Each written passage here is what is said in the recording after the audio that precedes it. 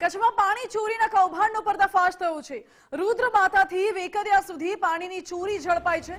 નર્મદાની મુખ્ય લાઇનમાં ભંગાણ કરી પાણીની ચોરી કરવામાં આવતી હતી। પાણીની ચોરી કરનાર 15 લોકો સામે ફરિયાદ નોંધાઈ છે।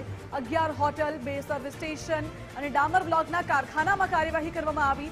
15 સ્થળોએ 13,91,000ની પાણી ચોરી ઝડપાઈ છે। સ્થાનિક ભાજપ અને કોંગ્રેસના આગેવાનોની સંડોવણી હોવાની પણ આશંકા છે। જોકે કચ્છ ભાજપ પક્ષી પંચ મોરચાના મહામંત્રી વિરમ આહિરનું નામ પણ ખુલ્યું છે। આમાં પાણી ચોરી મામલે નિવૃત્ત પોલીસ કર્મીની સંડોવણી હોવાનું પણ સામે આવ્યું છે।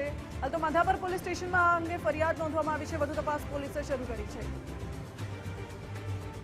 માધાપર પોલીસ સ્ટેશનમાં એક ગુનો દાખલ કરવામાં આવેલો છે, જેમાં પાણીની ચોરીનો એક ગુનો દાખલ થયેલો છે। તેમાં બન્ની વોટર જૂથ સપ્લાયના જે અધિકારી છે એમને બાતમી મળેલી કે રુદ્રમાતાથી વેકરિયા રણ જે છે એની વચ્ચે જે નર્મદા યોજનાની જે વોટર સપ્લાય છે લાઈન, એમાં કેટલીક હોટલ અને ચાની કિટલીના એવા હોટલોના માલિકોએ ગેરકાયદેસર રીતે એમાં હોલ કરીને કાણું પાડીને પાણીની ચોરી કરી રહ્યા છે એવી માહિતી એમને મળેલી। એટલે એ માહિતી આધારે એમણે તપાસ કરી અને એ માહિતીમાં તથ્ય જણાઈ આવેલું।